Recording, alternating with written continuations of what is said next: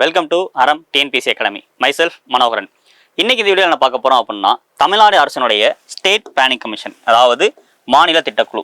இந்த திட்டக்குழு எதற்காக உருவாக்கப்பட்டது, எப்பொழுது உருவாக்கப்பட்டது, இதோடைய பயன்கள் என்ன, இது எப்படி செயல்பட்டு இருக்கு, இதெல்லாம் தான் இந்த வீடியோவில் பார்க்க போறோம்.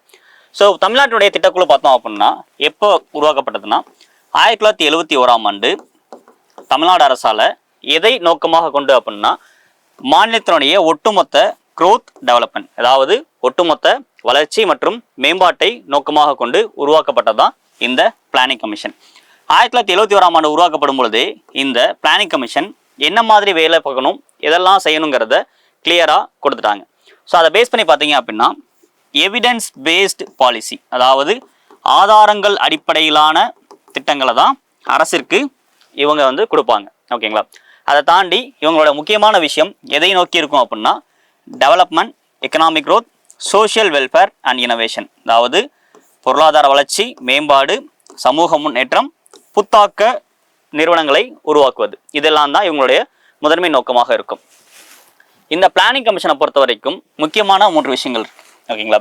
ஸோ ஃபர்ஸ்ட் ஒன் பார்த்தீங்க அப்படின்னா, ஸ்டேட் பேலன்ஸ்ட் growth ஃபண்ட். 2012ஆம் ஆண்டு இந்த முதன்முறையாக இந்த ஸ்டேட் பேலன்ஸ் growth ஃபண்ட், அதாவது மாநில சமச்சீர் வளர்ச்சி நிதி, இந்த ஒரு விஷயத்தை கொண்டு வந்தாங்க. எதற்காகன்னு பார்த்தோம் அப்படின்னா, தமிழ்நாட்டில் உள்ள பின்தங்கிய மாவட்டங்களை வளர்ச்சி மாவட்டங்களாக மாற்றுவதற்காக குறிப்பாக இந்த திட்டத்தை கொண்டு வரப்பட்டது. அதற்கடுத்து பார்த்தீங்க அப்படின்னா, தமிழ்நாடு இனோவேஷன் இனிஷியேட்டிவ், அதாவது தமிழ்நாடு புத்தாக்க முயற்சிகள் திட்டம். நம்ம ஆல்ரெடி பார்த்த மாதிரி இனோவேஷன் இனிஷியேட்டிவ்ஸை பிளானிங் கமிஷன் ரொம்ப இனிஷியேட்டிவ் எடுத்து பார்ப்பாங்க. ஸோ அந்த மாதிரி பார்த்தீங்க அப்படின்னா, தமிழ்நாடு கவர்மெண்டால் 2015ஆம் ஆண்டு உருவாக்கப்பட்ட இந்த தமிழ்நாடு இனோவேஷன் இனிஷியேட்டிவும் யாரு கீழே இருக்கும் அப்படின்னா, பிளானிங் கமிஷன் கீழே இருக்கும். அதுக்கு அடுத்தபடியாக பார்த்தோம் அப்படின்னா, Tamil Nadu state land use research board, பெயர்லேயே இருக்க மாதிரி தமிழ்நாட்டினுடைய நில பயன்பாடு என்ன மாதிரி இருக்குன்னு ஆராய்ச்சி செய்யறதுக்காக உருவாக்கப்பட்டதான் இந்த ஒரு வாரியம். ஓகேங்களா? ஸோ இதற்கு அடுத்தபடியாக பார்த்தோம் அப்படின்னா, தமிழ்நாடு ஸ்டேட் பிளானிங் கமிஷனோட மிக முக்கியமான வேலைகள் monitoring key macro economic growth parameters. இந்த மேக்ரோ எக்கனாமிக் லெவலில் தமிழ்நாடு கவர்மெண்ட் என்னெல்லாம் ஒர்க் பண்ணணும், எப்படியெல்லாம் growth அடைஞ்சிருக்கோங்கிறத கண்காணிக்கிறது இவங்களுடைய முக்கியமான வேலை. அதற்கு அடுத்தபடியாக பார்த்தோம் அப்படின்னா, developing state policy briefs and sector specific strategies, அதாவது துறை ரீதியான திட்டங்களை வகுப்பது இவருடைய முக்கியமான வேலையாக இருக்கும். அதற்கு அடுத்தபடியாக பார்த்தோம் அப்படின்னா, monitoring state progress and performance through the relevant indices. இப்போ பார்த்தீங்க அப்படின்னா, நமக்கு மல்டிபிள் இண்டீசஸ் இருக்குது. ஓகேங்களா? எக்ஸாம்பிள் பார்த்தோம் அப்படின்னா HDI, அதெல்லாம் பார்த்தோம் அப்படின்னா இன்இக்வாலிட்டி அட்ஜஸ்டட் HDI, அண்ட் அதெல்லாம் பார்த்தோம் மல்டி டைமென்ஷனல் பாவர்ட்டி இண்டெக்ஸ், இந்த மாதிரியான பல இண்டெக்ஸ் இருக்குது. இந்த இண்டெக்ஸ் எல்லாம் மானிட்டர் பண்ணி மாநில அளவில் எந்த மாதிரியான திட்டங்களை கொண்டு வர வேண்டும்ங்கிறத அரசிற்கு இன்புட் கொடுப்பாங்க. அதுக்கு அடுத்தபடியாக பார்த்தோம் அப்படின்னா, facilitating partnership between government and stack holders, அதாவது அரசிற்கும் அரசு சாரா நிறுவனங்களுக்கும் இடையில் உள்ள ஒரு பிணைப்பாக செயல்படக்கூடியது பிளானிங் கமிஷனோட முக்கியமான வேலை.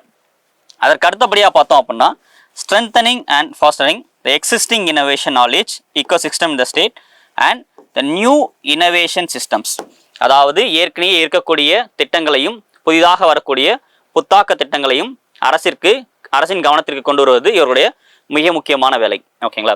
அதற்கு அடுத்தபடியாக பார்த்தோம் அப்படின்னா, இந்த பிளானிங் கமிஷனோட ஆர்கனைசேஷனல் ஸ்ட்ரக்சர் எப்படி இருக்கும் அப்படின்னா, இந்த பிளானிங் கமிஷன் ஒரு சேர்மன், ஒரு vice chairman, chief secretary and X officio members, full time members and part time members, executive vice chairman, அது இல்லாமல் ஒரு மெம்பர் செக்ரட்டரி, இந்த ஸ்ட்ரக்சர் தான் இருக்கும். ஓகேங்களா?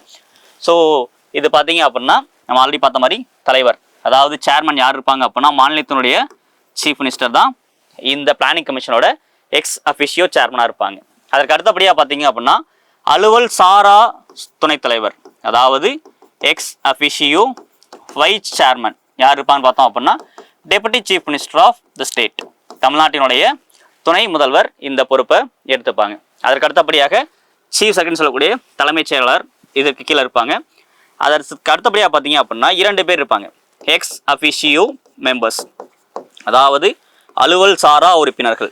யாருன்னு பார்த்தோம் அப்படின்னா, அரசினுடைய பிளானிங் அண்ட் டெவலப்மெண்ட்டோட அடிஷ்னல் சீஃப் செக்ரட்டரி, அதாவது அரசின் கூடுதல் தலைமைச் செயலாளர், திட்டம் மற்றும் வளர்ச்சித்துறையோட இருப்பாங்க. நிதித்துறையினுடைய முதன்மைச் செயலர், ஃபினான்ஸ் டிபார்ட்மெண்ட்டோடைய chief secretary will be an ex official member of planning commission. இதற்கடுத்து பார்த்தோம் அப்படின்னா செயல் துணைத் தலைவர்னு ஒரு நபர் இருப்பாங்க. அதற்கடுத்தபடியாக ஒரு முழு நேர உறுப்பினரும் 8 பகுதி நேர உறுப்பினரும் கொண்டு இந்த பிளானிங் கமிஷன் செயல்படும். ஓகேங்களா? அது இல்லாமல் பார்த்தோம் அப்படின்னா ஒரு உறுப்பினர் செயலாளர் இருப்பாங்க. இவங்களுக்கு கீழே தான் ஆர்கனைசேஷனில் ஒர்க் பண்ணக்கூடிய தொழில்நுட்ப குழுமங்கள், நில பயன்பாட்டு ஆராய்ச்சி வாரியம், கொள்கை மற்றும் ஆராய்ச்சி பிரிவு, நிர்வாகம், இவங்க எல்லாமே இவங்களுக்கு கீழே தான் வேலை பார்ப்பாங்க. ஸோ அப்போ ஆப்வியஸ்லி இந்த மெம்பர் செக்ரட்டரி தான் இந்த பிளானிங் கமிஷனோட ஒர்க்கை அலோகேட் பண்ணுறதுல மிக முக்கியமான வேலையில் இருப்பாங்க. நம்ம ஆல்ரெடி பார்த்த மாதிரி chairman will be an chief minister and மற்ற எல்லாமே பார்த்தோம் அப்படின்னா deputy chief minister, chief secretary and அதுக்கடுத்து பார்த்தோம் அப்படின்னா X officio members and full time part time members, executive vice chairman, அவங்களுக்கு கீழே ஒரு மெம்பர் செக்ரட்டரி. மெம்பர் செக்ரட்டரி பார்த்தீங்க அப்படின்னா கண்டிப்பாக ஐஏஎஸ் ஆஃபீஸராக இருப்பாங்க. ஓகேங்களா? இந்த ஆர்கனைசேஷனல் செக்ஷனில் தான் இந்த பிளானிங் கமிஷன் ரன் ஆகிட்டு இருக்கு. ஸ்டேட் கவர்மெண்ட் எதை நோக்கமாக கொண்டு உருவாக்குனாங்களோ அந்த நோக்கத்தை ஃபுல்ஃபில் பண்ணுறதுக்காக இந்த பிளானிங் கமிஷன் அவங்களுடைய முழு நேர வேலையை பார்த்துட்டு இருக்காங்க. So this all about planning commission. Thank you.